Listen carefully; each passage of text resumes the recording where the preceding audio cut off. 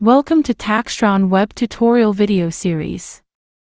In today's video, we will help you to explore more about client information. In this video, we will guide you through the client information section. If you're handling a family return, you will have the chance to input all crucial details right at the start, making the process smoother. Let's break it down step by step. Log into your TaxTron web account.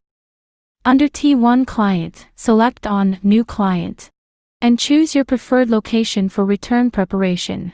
Now, in the Taxpayer section, enter the taxpayer's details. Once completed, you will notice a Spouse tab next to the taxpayer. Click on that and enter the spouse's information accordingly.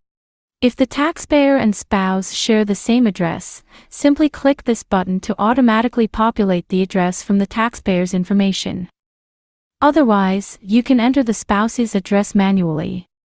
If your client doesn't have any dependents, you can click on Save and proceed to prepare the return. But let's say if there is a client with dependent, use this plus button on the Spouse tab to enter dependent information. You can add multiple instances for dependent. Complete the dependent information accordingly, and click Save. Now, you have successfully completed the client information for a family tax return. Before we wrap up this video, it's important to understand the benefits of this method.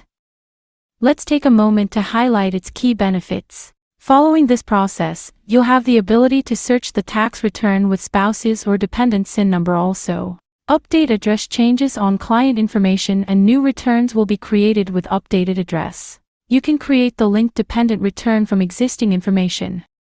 That's all for today. For benefits and how to link a dependent return, please watch our video linked in the description. Thank you for watching. Subscribe to our YouTube channel and follow us on social media for more exciting content. Don't forget to press the bell icon to be alerted every time we upload a new video.